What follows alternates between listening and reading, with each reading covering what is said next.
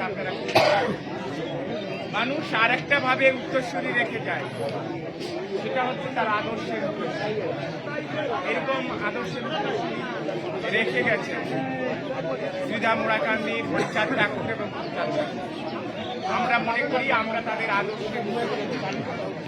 আমি যখন দূরে দূরে যাই তখন বক্তৃতা করি, কিন্তু যখন এই কাছে আসি, বাড়ির কাছে আসি, তখন আমি কথা হারিয়ে ফেলি। তখন আমার চোখে ভাসে কি কঠিন পরিশ্রম করে মাঠে আমার বাবারা ফসল ফলায়। শুধু বাবারা না, কি পরিশ্রম করে আমার মায়েরা বাবার কাজে সহযোগিতা করে।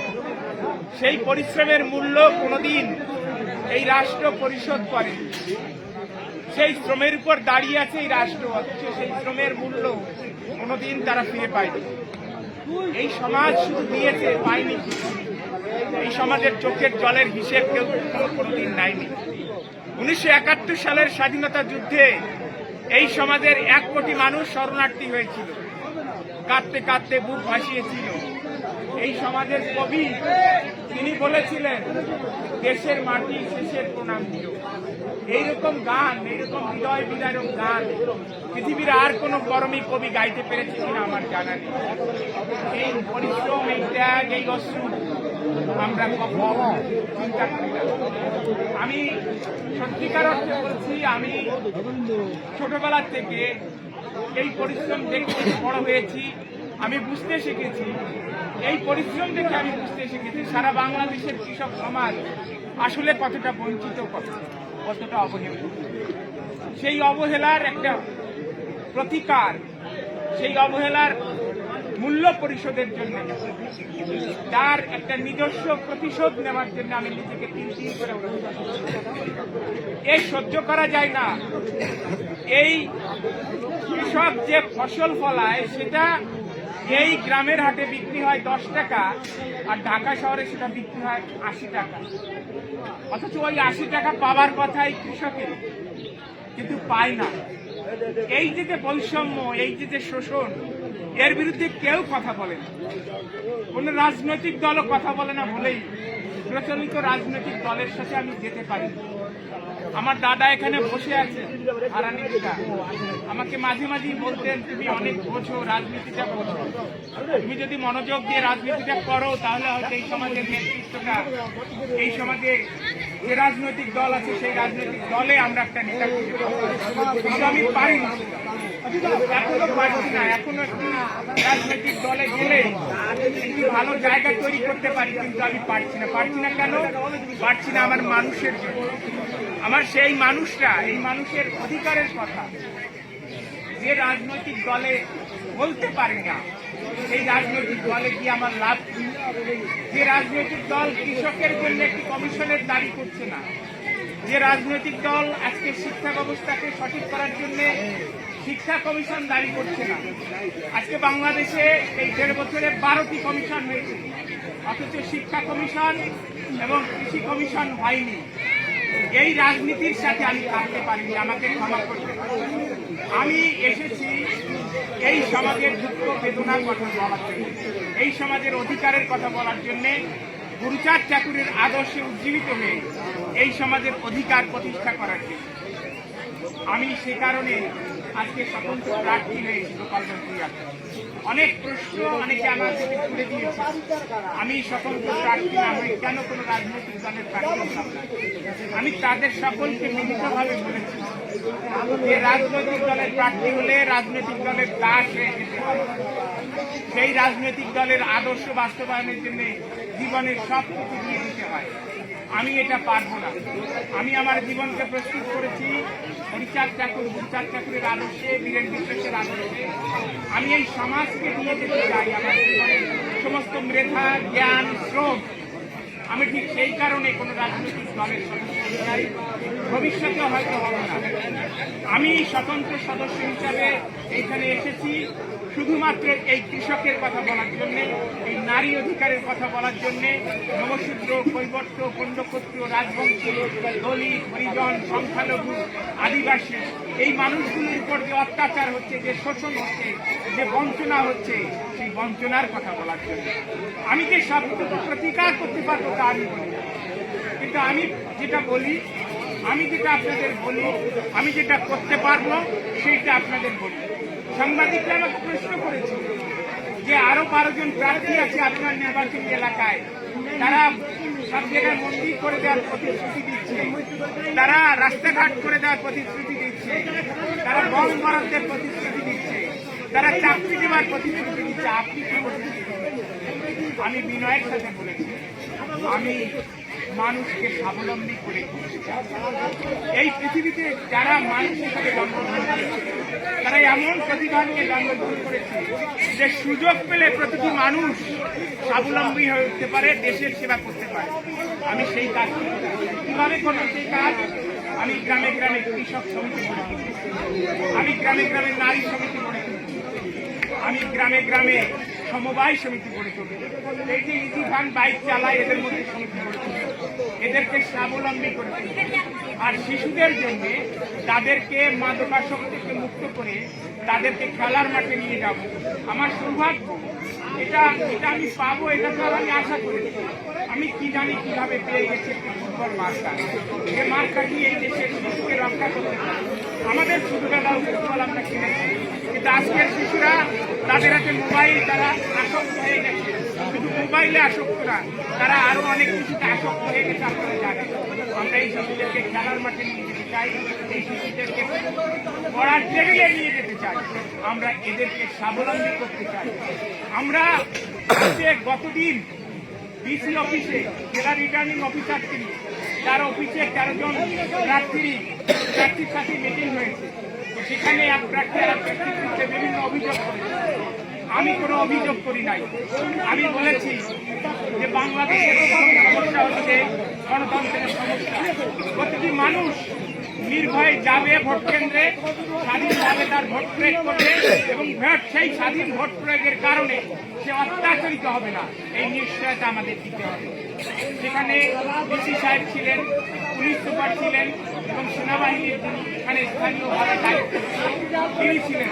তারা কথা দিয়েছেন যে এই নিরাপত্তা এবার আমরা দেব।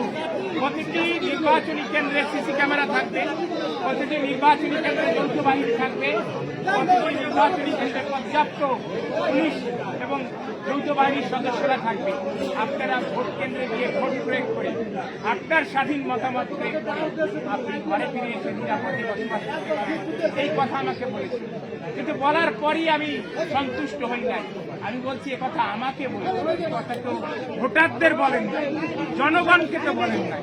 জনগণকে এই কথাটা করতে হবে। তারা প্রতিশ্রুতি দিয়েছে, আমরা বিভিন্ন প্রচার মাধ্যমে, বিভিন্ন সোশ্যাল মিডিয়ায় এটা বলছি। আপনাদের কাছে আবেদন জানাতে চাই, আজকে একটি স্মরণ সভায় আমি দাঁড়িয়েছি। তার যে বিদেহী আত্মা, সেই আত্মার সদ্গতি আমি কামনা করি। তার যে সন্তান আছে, তারা তার আদর্শ রক্ষা করে এই সমাজে আমাদের সকলের কিন্তু তার সাথে সাথে প্রকৃতপক্ষে এই মাতৃভূমিতে আমরা কিছু থাকবো কি থাকবো না, তার একটি প্রশ্ন আমাদের সামনে। আমরা জননী আর জন্মভূমিকে স্বর্গের চাইতে শ্রেষ্ঠ মনে করি, কিন্তু আমরা সেই জননী আর জন্মভূমি ছেড়ে ক্রমাগত বিলীন হয়ে যাচ্ছি। কেন বিলীন হয়ে যাচ্ছে? কি আমাদের অপরাধ? সেই অপরাধ আমরা জানছি। আজকে চন্দন যে বক্তৃতায় যে কথাগুলো বলেছে, বিগত 1.5 বছরে যে পরিস্থিতিতে চলছে, আগামী নির্বাচনের মাধ্যমে যে সরকার গঠিত হবে, সেই সময়ে আজকে বাংলাদেশের একটা ব্যাপক পরিবর্তনের আভাস আমরা পাচ্ছি। এবং আমরা শুনছি যে সংবিধানেরও নানা মৌলিক নীতি পরিবর্তন হবে, মৌলিক অধিকারের পরিবর্তন হবে, রাষ্ট্র পরিচালনার মূল নীতির পরিবর্তন আসবে।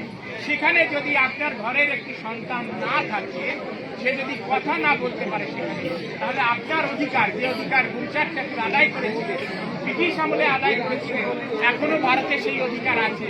পাকিস্তানের সামান্য ছিল, বাংলাদেশে একটি লাইন আছে কেবলমাত্র, যে আমাদেরকে যে কোনো প্রয়োজনে আমাদেরকে সংরক্ষণ দিতে পারে। সেই অধিকারকে পুনরুদ্ধারের জন্য আপনারা বিশ্বাস করেন আপনাদের সন্তান হিসাবে আমি সুপ্রিম কোর্টে আবেদন করেছি, আবেদনটি গ্রাহ্যতা পেয়েছি ৯,২১০। আমি শুধু এইটুকু বলতে চাই ১২ তারিখের যে নির্বাচন ফুটবল প্রতীক আমাদের, এই প্রতীকে আপনারা জয়লাভ যদি আনতে পারেন এই যে অধিকার আন্দোলন, বিচার ক্ষেত্রের অধিকার সংস্কারের আন্দোলন, এই আন্দোলন জোরদার হবে। কিন্তু আমি ১২ তারিখেই থেমে যাব না। আমার কথা চন্দন বলেছে, আমি নিজেকে তুলে তুলে প্রস্তুত করেছি এই সমাজের জন্য, এই সমাজের দুঃখ ব্যথা বেদনা লাঘবের জন্য, বঞ্চনা লাঘবের জন্য। যে পরিশ্রম এই সমাজের মানুষ করে সেই তুলনায় এই সমাজের মানুষ রাষ্ট্রের কাছ থেকে কিছুই পেতে পারে না। এই রাষ্ট্রকে শুধু দেয়। ১৯৭১ সালে জীবন দিয়েছে, রক্ত দিয়েছে, ইজ্জত দিয়েছে, ১ কোটি মানুষ শরণার্থী হয়েছে, অথচ সেই রাষ্ট্র এই ৫৪ বছর ধরে তার সাথে কথা রাখে, কেউ কথা রাখে। এখানে চন্দন বলে গেছে রাজনৈতিক দলগুলো প্রতিশ্রুতি দেয়, একটা প্রতিশ্রুতি রাখে না। আজকে ৭২টি আসন ছিল আমাদের এইখানে, আজকে ৩০০ আসনের মধ্যে মাত্র ৪টি আসন একটি বড় দল মনোনয়ন দিয়েছে।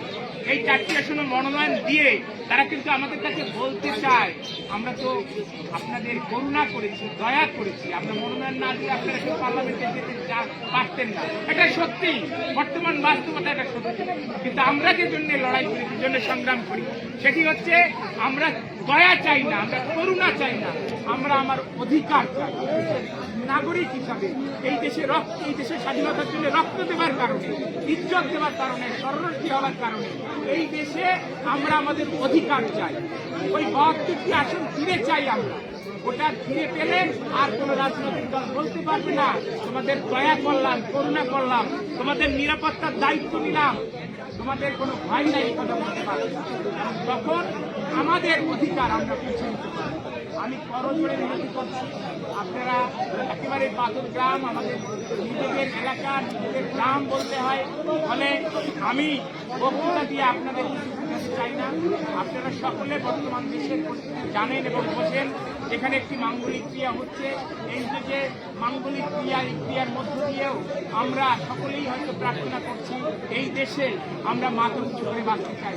সেই মাথা উঁচু করে বাঁচতে হলে আমাদের অবশ্যই একজন প্রতিনিধি আমাদের এবারের জাতীয় সংসদে পাঠাতে হবে। সেই জাতীয় সংসদে যেতে পারলে এই কৃষকের অধিকার, নমস্কারের অধিকার, আমাদের এই যে সংখ্যালঘুর অধিকার, সেটা বাস্তবায়নের জন্য কথা বলতে পারি। আমরা আদালতে আবেদন করেছি, আমরা যদি পার্লামেন্টে গিয়েও এই আবেদন করতে পারি, তাহলে আমরা এই দেশে মাথা উঁচু করে বাঁচতে পারি। আপনারা ভেবে দেখেন, যতটুকু সম্মান নিয়ে এই দেশে বসবাস করলাম, পরবর্তী প্রজন্ম ওই সম্মান নিয়ে দেশে আর বসবাস করতে পারবে কি পারবে না, আমরা সেই সংখ্যার মধ্যে আছি। আমরা কিছু মানুষ বুক চিতিয়ে দাঁড়িয়েছি সেই সম্মান আমাদের জীবনের সমস্ত কিছু দিয়ে, আমাদের সমস্ত ত্যাগ দিয়ে, আমাদের সমস্ত শ্রম দিয়ে, মেধা দিয়ে এই কাজটি আমরা করতে চাই। আপনারা আশীর্বাদ করবেন। আমি শুধু ভোটের জন্য না, 2026 সালের 12ই ফেব্রুয়ারিতে যে নির্বাচন হচ্ছে, সেই নির্বাচনে শুধু ভোট, একটা গুরুত্বপূর্ণ ভোট দিয়ে আমাকে নির্বাচিত করতে পারলে আমি এই সমাজের অধিকারের কথা বলবো, এই কৃষকের অধিকারের কথা বলবো, নারীর অধিকারের কথা বলবো, শিশুর অধিকারের কথা বলবো।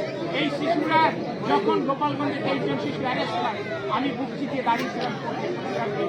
আপনারা আমার পর যদি আপনাদের সন্তান হিসেবে আস্থা রাখেন, আমি আমার সর্বোচ্চ শ্রম মেধা দিয়ে এই কাজগুলো করব এবং এই কাজ করার জন্য চন্দন বলেছে প্রয়োজন নাই, এই কাজ করার জন্যই আমি নিজেকে প্রস্তুত করেছি, সংসার করতে।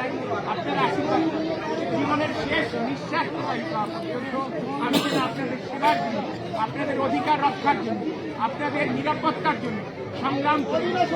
আমি কোনো দলের বিরুদ্ধে প্রার্থী হই নাই, দলের পক্ষে প্রার্থী হই নাই। আমি প্রার্থী হয়েছি আমার সমাজের পক্ষে, কৃষকের পক্ষে, নারীর পক্ষে, শিশুর পক্ষে। তাদের অধিকার আন্দোলনটা আমি আমার জীবনের শেষ মুহূর্তে পরিচালনা করে দিতে পারি, সেই আশীর্বাদ করবেন, সেই আশীর্বাদ প্রার্থনা করে